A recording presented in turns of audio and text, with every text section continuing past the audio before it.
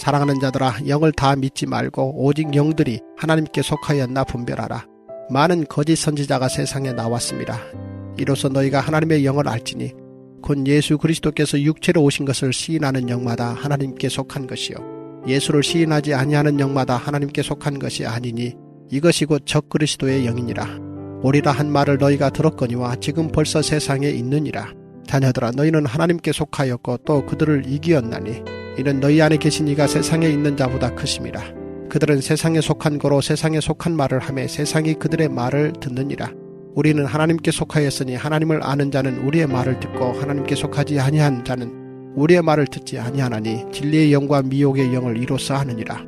사랑하는 자들아, 우리가 서로 사랑하자. 사랑은 하나님께 속한 것이니 사랑하는 자마다 하나님으로부터 나서 하나님을 알고 사랑하지 아니하는 자는 하나님을 알지 못하나니 이는 하나님은 사랑이심이라.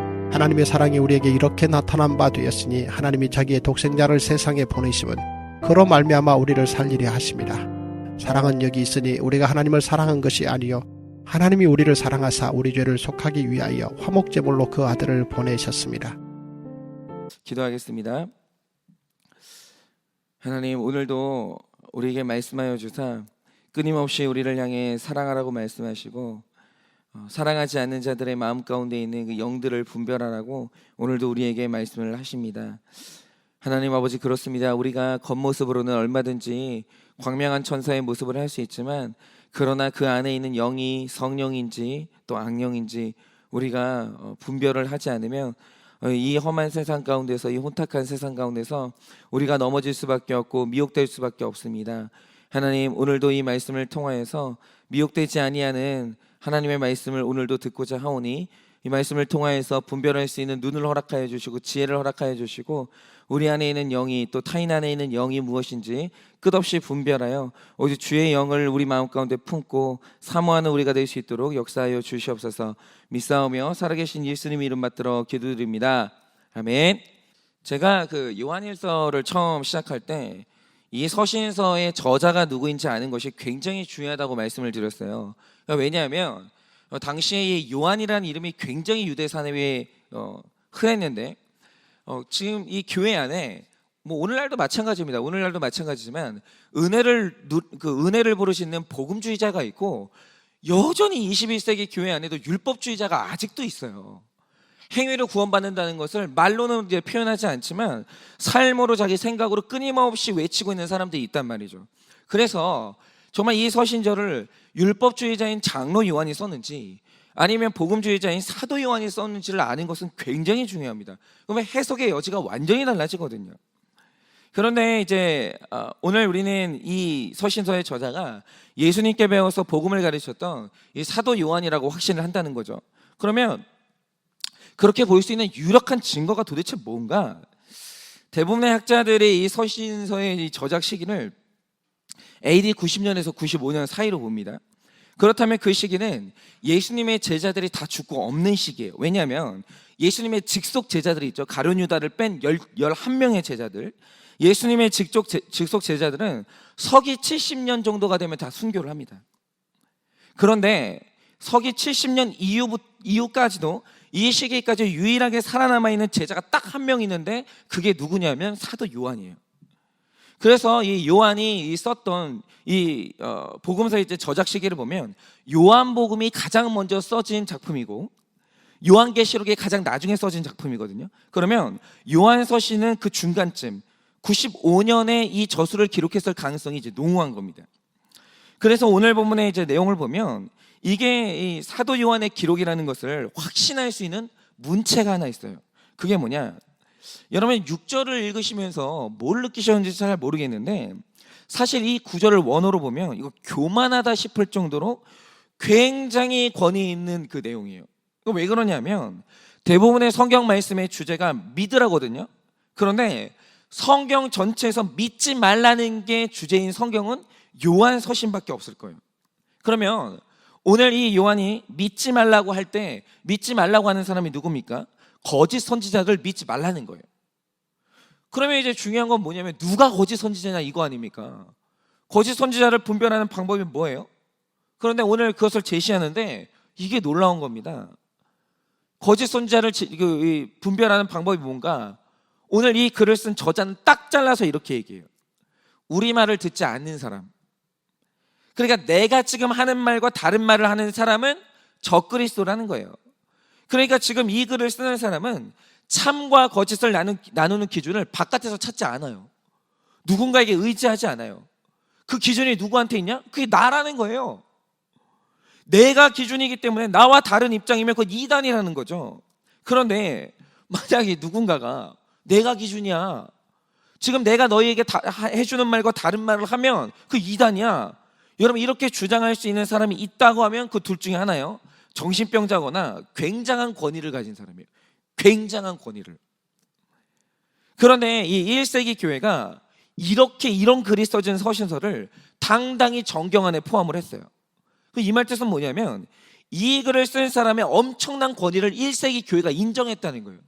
1세기 교회는 이 글을 쓴 사람이 어떤 사람인지 알고 있었다는 거예요. 그런데 여러분 교회사 2000년 역사 속에서 감히 이런 주장을 할 때 내가 기준이야, 만약 나랑 다른 말하는 사람이 있으면 이단이야 라는 이런 주장을 할 때 여러분 감히 이런 말을 할 수 있는 권위를 도대체 누가 가지고 있냐는 거예요. 여러분 교회 안에서 감히 일개 장로가 이런 식의 주장을 할 때 1세기 교회가 받아들일 것 같습니까? 안 받아들입니다. 감히 장로가 이런 주장 못해요. 심지어 마가의 다락방에서 처음 성령을 받았던 120명의 제자도 이런 식의 주장은 못해요. 이거는 보통 권위가 아니면 이렇게 말할 수 없거든요. 여러분 오직 교회 역사 안에서 이런 식으로 주장할 수 있는 사람은 딱 11명밖에 없어요. 그게 누구냐? 예수님과 먹고 마시고 함께 잠들고 직접 그의 사역을 수종 들었으며 그가 하시는 말씀을 눈으로 보고 귀로 들었던, 직접 들었던 그 11명, 오직 딱 11명.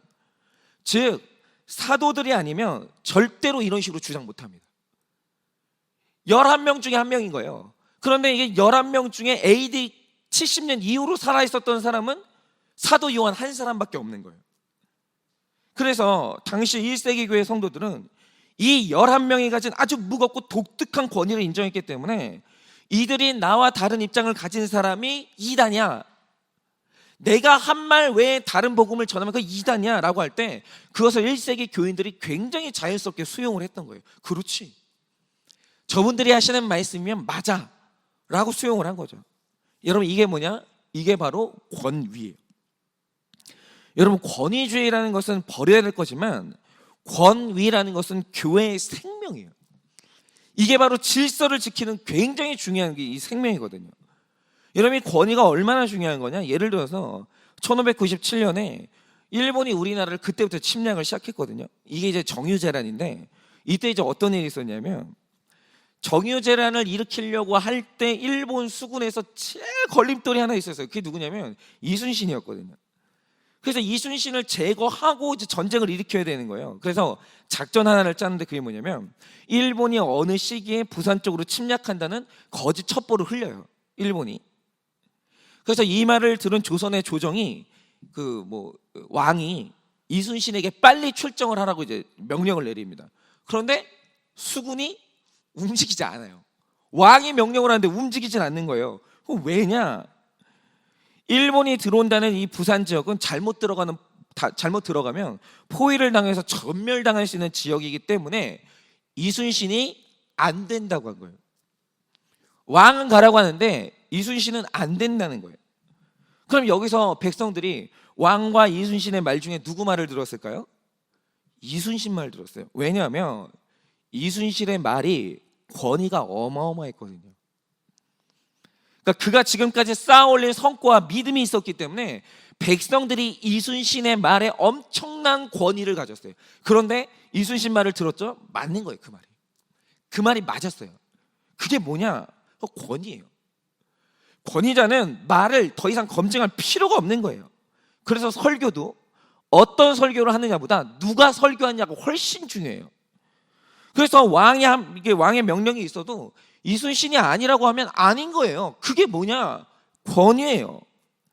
그런데 오늘 교회가 서 있는 터가 어디냐?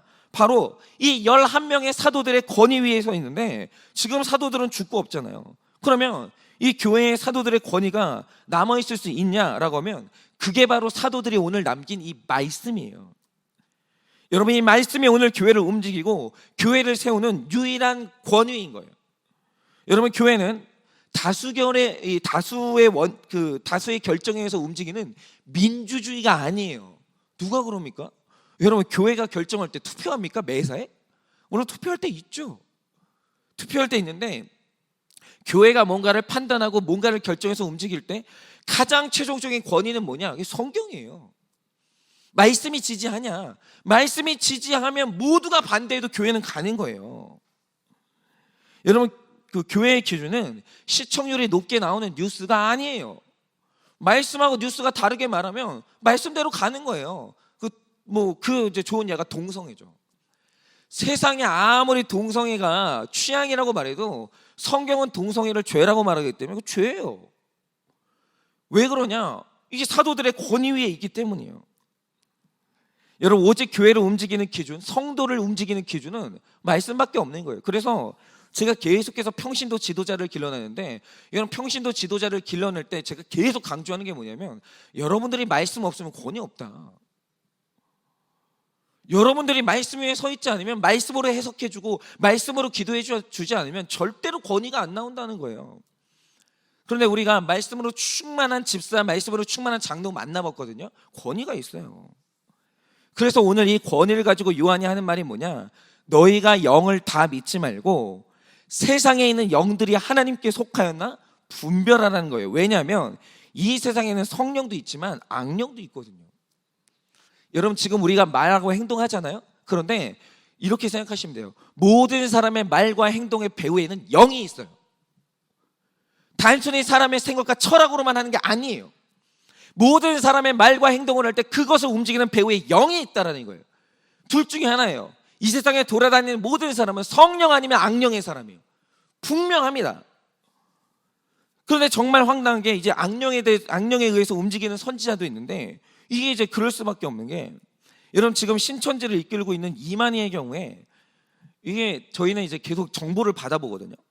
해가 지날수록 늙어가는 게 눈에 보여요. 그래서 지금 이 치명적인 병에 걸려가지고 얼마 있으면 죽어요, 확실히.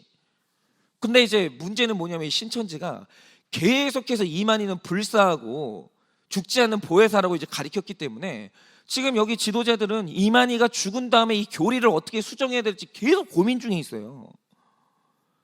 근데도 지금 이제 우리 눈에는 보이는데 신천지에 빠져있는 분들은 이만희가 죽어가는 게 안 보이는 거예요. 그런데 이렇게 뻔한 거짓말에 미혹되는 사람이 무식한 사람이냐? 아니에요. 지성인들이 많아요. 여러분, 심지어 그 홍보 영상을 보면 대학에 학장이 있어요. 서울에 있는 대학의 학장이. 여러분, 이거 단순히 사기당했다고 볼 수 있습니까? 여러분, 이런 일이 일어나는 배후에는 그들을 미혹하는 악령이 있는 거예요. 영이 있어요. 그런데 오늘 요한은 그 영을 분별할 권위가 우리에게 있다라고 얘기해요. 여러분, 우리는 이 대책이 없는 사람들 아니에요. 답이 없는 인생이 아니라 답이 있는 인생이에요. 그래서 우리에게는 그것을 분별할 기준이 있어요. 여러분, 그 유일한 권위가 뭡니까? 교회의 터가 되는 사도적 권위인 말씀이에요. 오늘 성경에서 그들을 시험하고 검증하라고 하는데, 이 가르침이, 그리고 거짓 선지자들 안에 있는 영을 분별할 유일한 방법은 하나님 말씀에 있다라는 것이 오늘 이 말씀의 핵심입니다. 제가 며칠 전에 이제 주일이죠. 딱 지난 이번 주 주일에 안산중학교에 이제 제 동생이 목회하고 있는 안산중학교에, 거기도 이제 간증을 하니까 이제 간증 영상이 하나 뚝 올라온 거예요. 근데 제가 이제 보통은 뭐 이런 분이 했구나라고 그냥 지나가는데, 이번에는 이제 들어야 되겠는 거예요. 왜 그러냐면, 누가 이제 그 지난주 주일에 누가 간증을 했냐면 제 동생 교회 부목사님이 간증을 한 거예요. 그래서 어떤 간증을 했을까 궁금해가지고 딱 들어봤는데 깜짝 놀랐어요, 정말. 제가 최근에 들었던 간증 중에서 내가 이렇게 은혜를 받은 간증이 없었어요. 왜 그러냐? 이 부목사님이 간증을 하는데 이분이 신천지 출신이에요. 이 부목사님이. 이분이 당시에 말씀이 없는데 말씀을 너무 알고 싶은 욕구가 있었대요. 근데 어느 날 요한계시록을 가르쳐준다는 모임이 있어서 갔다가 그 가르침에 빠져버린 거예요. 근데 나중에 알고 보니까 그 단체가 신천지였는데 이분이 얼마나 깊이 빠졌는지 이 목사님이 한때는 추수꾼이라고 일반 교회에 침투해가지고 그 교회를 무너뜨리는 일꾼으로 몰래 교회에 침투한 적도 있었다는 거예요. 그런데 여기서 이제 어떻게 빠져나왔냐? 이분이 이제 신천지 교인이라는 걸 알게 된 그 식구들이 이 목사님을 어느 날 이제 정통교회로 끌고 가가지고 교리를 알려주는 목사님과 만나게 한 거예요. 그런데 이 목사님이 진짜 말씀을 들으면서 내가 알고 있던 게 거짓말이라는 걸 알게 된 거예요. 그리고 이 말씀을 들으면서 나중에 분별을 하게 된 게 뭐냐면, 사실 내가 그곳의 가르침에 깊이 빠졌던 건 가르침 때문이 아니라 그곳에 있는 사람들과 맺는 끈끈한 인간관계에 중독이 됐었다는 것도 분별이 된 거예요. 말씀이 있으니까 영이 분별이 되는 거예요. 말씀으로 시험을 해보니까 내 안에 있는 것이 뭔지가 분별이 되는 거예요. 그런데 정말 안산중학교의 식구들도 대단해요. 그렇게 간증하는 목사님도 대단하지만 그 목사님을 여전히 우리의 지도자로 섬기는 그분들도 아주 대단한 분들이에요. 건강한 교회죠. 여러분, 바로 이겁니다. 사도의 권위인 말씀이 없으면 목사도 넘어져요. 여러분, 제가 어저께 무슨 영상을 봤냐면 이제 신천지가 완전 커밍아웃을 했어요. 자기네 이제 10만 성도 뭐 수료식이라고 하면서 영상을 하나 이제 올렸더라고요. 올렸는데 거기 누가 있냐? 선교사가 있어요. 전직 선교사가 수료식을 하면서 나는 신천지의 말씀을 알게 된 후에 내가 이전에 알고 있었던 성경 66권이 다 거짓이라는 사실을 처음 알게 됐다, 이런 식으로 얘기를 하고 있는 거예요. 여러분, 말씀 없잖아요. 목사도 넘어져요. 그런데 여러분, 장로 집사님들, 일반 성도는 안 넘어지겠습니까? 넘어집니다. 그러나 사도의 권위를 인생의 기준으로 삼은 자는 설령 그가 어린아이라 할지라도 거짓에 절대로 미혹되지 않는다라는 거예요. 그래서 오늘 지금 우리가 하고 있는 날마다 말씀을 씹어먹는 이 큐티 운동은 하면 좋고 안 해도 되는 게 아니라 내 구원을 지키기 위해서 반드시 해야 되는 거예요. 여러분, 말씀 없이 분별할 수 있을 것 같습니까? 못합니다. 얼마나 좋은 사람들로 나타나는지 분별을 못해요. 오직 말씀이 없는 자는 이 마지막 시대에 넘어지는 거예요. 여러분, 오늘도 우리가 세상에 나가면 수많은 미혹의 말을 듣게 될 겁니다. 얼마나 논리적이고 얼마나 설득력이 있는지. 여러분, 그러나 오늘 우리가 들은 이 사도적 권위에 서 있는 이 말씀으로 그 말들을 시험해 보라는 거예요. 맞나? 옳은가? 우리는 시험할 수 있다는 거예요. 왜냐하면 우리는 답이 없는 인생이 아니라 답이 있는 인생이기 때문에. 그래서 여러분, 그 말씀을 가지고 반드시 시험해 보시고 분별해 보시고 빛 가운데 굳건히 서셔서 오늘도 흔들림 없이 구원의 길을 끝까지 걸어가시는 여러분 되시기를 예수님의 이름으로 축원을 드립니다.